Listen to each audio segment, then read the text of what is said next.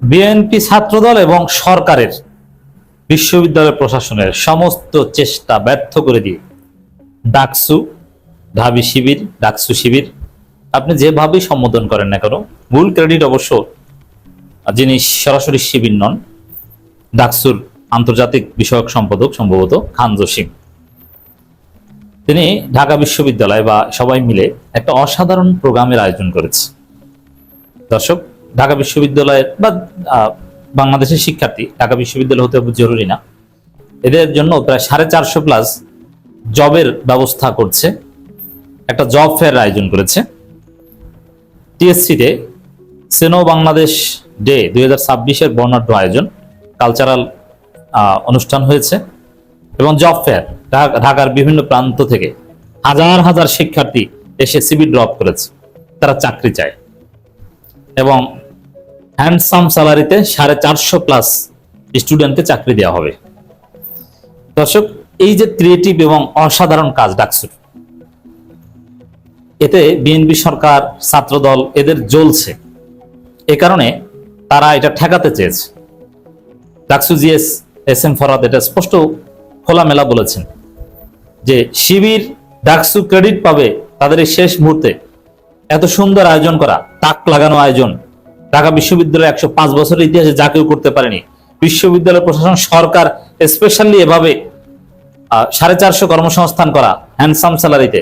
দেখেন, ঢাকা বিশ্ববিদ্যালয়ে BCS cadre হয়, বড় বড় ব্যাংকের অফিসার হয়, এটা কিন্তু কোনো কর্মসংস্থান তৈরি না, এটা ভ্যাকেন্সি পূরণ। কিন্তু নতুন খাত, এই নতুন খাত এখন পর্যন্ত তারেক রহমান একটাও সৃষ্টি করতে পেরেছে আমরা এটা দেখিনি, কিন্তু সাদিককে আমরা কিন্তু ঠিকই সৃষ্টি করেছি 450+ এবং ছোটখাটো বেতন না, লাখ+ বেতন, যেটা শুনেছি।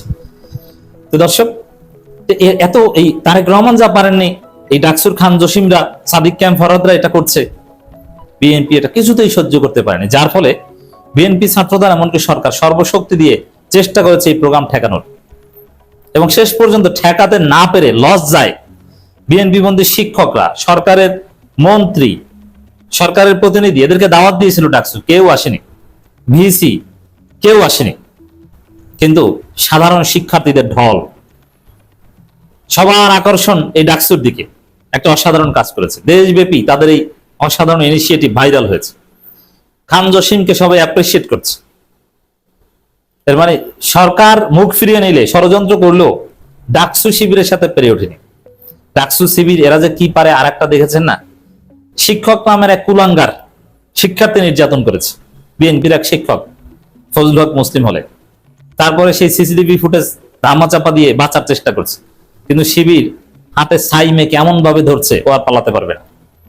সাধারণ শিক্ষার্থীরা প্রবেস্টের অফিসে তালা ঝুলিয়েছে, ওকে আজীবনের জন্য অবাঞ্ছিত ঘোষণা করেছে। কোনোদিন আজীবনের জন্য বিশ্ববিদ্যালয়ের যে কোনো প্রশাসনিক দায়িত্ব থেকে তাকে অব্যাহতি দিতে হবে। এখন তো কান্নাকাটি মনে মনে শুরু করেছে।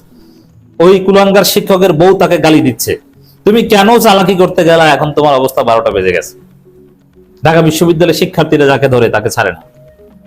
তো দর্শক, আপনি চিন্তা করেন যে মানুষ কতটা খারাপ হলে, কতটা অমানুষ হলে, কতটা প্রতিহিংসা পরায়ণ হলে ডাকসু শিবির এরা শিক্ষার্থীদের জন্য কর্মসংস্থান আয়োজন করেছে, এবং শিবির স্পষ্ট করে বলছে এখানে শিবিরের নেতারা কিংবা ডাকসু নেতারা কেউ এখানে চাকরি নেবেন না, সাধারণ শিক্ষার্থীদের যোগ্যতার আলোকে চাকরির ব্যবস্থা করা হবে। এর জন্য একটা প্রোগ্রাম, সেটা আপনারা ঠেকাতে চান, কতটা অমানুষ। যেখানে সরকার কর্মসংস্থান সৃষ্টির চেষ্টা করবে বা যারা কর্মসংস্থান সৃষ্টি করতে পারবে তাদের এনকারেজ করবে, সেখানে তারা ষড়যন্ত্র করছে বন্ধ করতে, কিন্তু শেষ পর্যন্ত পারে না। কারণ এখানে চায়না এম্বাসির বিষয় তো, এ কারণে, এবং শিবিরের সক্ষমতা, এই দুইটার সাথে মিলে বিশ্ববিদ্যালয় কর্তৃপক্ষ এই প্রোগ্রাম ঠেকাতে পারেনি। দর্শক, ওই যে চীন সফর গিয়েছিল ডাকসু নেতারা, সে চীন সফরের একটা অর্জন। ডাকসু কি পারে দেখছেন, এবং সাদিক ক্যাম্প বলেছেন যে 1500 সিটের বিরাট হল নির্মাণ করবে চায়না শিক্ষার্থীদের জন্য। এটা শিবির তাদের সাথে আলাপ আলোচনা করে এটা ঠিক করেছে। শিবির এভাবে অসাধারণ অনেক কার্যক্রম করে, যেটা 105 বছর ইতিহাসে কেউ করতে পারেনি।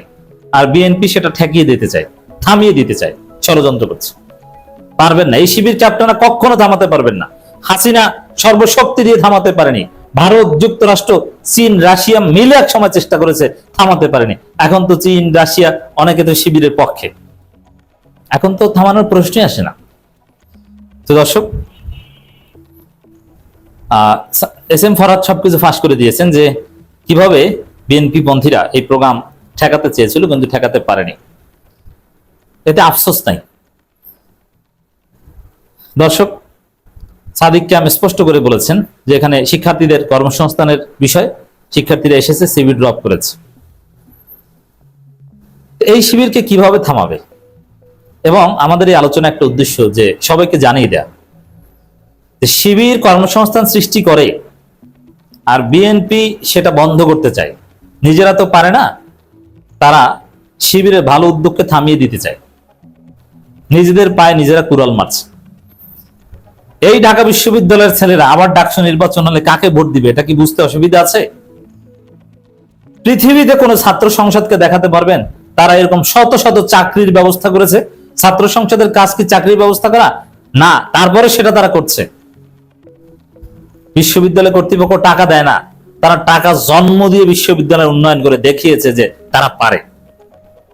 জামাত ক্ষমতা আসলে বাংলাদেশে কি ঘটবে তার মডেল এটা। বেকারত্ব দূর হতো জামাত ক্ষমতায় আসলে। এই ঢাকা বিশ্ববিদ্যালয়ের সাধারণ শিক্ষার্থীরা শিবিরকে খুঁজে খুঁজে বলবে যে ভাই আপনারা আবার ভিভিজিএস হন, আপনারা নির্বাচন আদায় করেন, আমরা আসি ভোট দিব। এই 400 কর্মসংস্থানের মূল্য আমার কাছে 400 না, এটা 4 লক্ষ। পুরো ঢাকা বিশ্ববিদ্যালয়ে 40,000 এর প্রতীকী মূল্য। আমি চ্যালেঞ্জ দিয়ে বলছি, এখানে 450 প্লাস কর্মসংস্থান হয়েছে। তারেক রহমান নতুন ভাবে চাঁদাবাজি কিংবা এই ফ্যামিলি কার্ডের সুমারির মতো ফাইজলামি চাকরি ছাড়া কোন সৃজনশীল কোন কর্মসংস্থানের ব্যবস্থা নতুন ভাবে তৈরি করতে পেরেছে সরকার? দেখান তো। চাঁদাবাজি এগুলো বলবেন না, আবার পারে নাই। সাদিক কায়েমদের সক্ষমতা কি প্রধানমন্ত্রী চাইতে বেশি? আর এখানে আরেকটা বিষয় ইন্টারেস্টিং, যে এখন তারেক রহমান চীনে গেছেন, অনেক কথাবার্তা হয়েছে, চীন সফরের ফলাফল নিয়ে অনেক আলোচনা করেছে, কিন্তু তারেক রহমানকে তো 4 আনাও দেয় নাই। ইনস্ট্যান্ট কোনো অর্জন নেই। এমনকি কাঁঠাল রপ্তানি করার কথা, তাও আমলাতান্ত্রিক জটিলতা আটকে আছে শর্ত। তাহলে চীন কি আসলে প্রধানমন্ত্রী তারেক রহমানকে বিশ্বাস করে না, কিন্তু সাদিক কায়েমদের বিশ্বাস করে নাকি? নইলে চীনের অর্থনৈতিক অনুদান এটা আমিরে জামাতের মাধ্যমে দেয়, রমজান মাসে আপনারা দেখেছেন। আবার হল নির্মাণ করে, এটা বিএনপির হাত ধরে না, ডাকসুর হাত ধরে। আবার শিক্ষার্থীদের চাকরি দেয়, এরকম আরো অনেক কিছু করেছে ডাকসুর হাত ধরে। ব্যাপারটা কি? এই সাদিক কায়েম শুধু ঢাকা দক্ষিণের মেয়র নন, সাদিক কায়েম বাংলাদেশের বড় কিছু হবেন অদূর ভবিষ্যতে।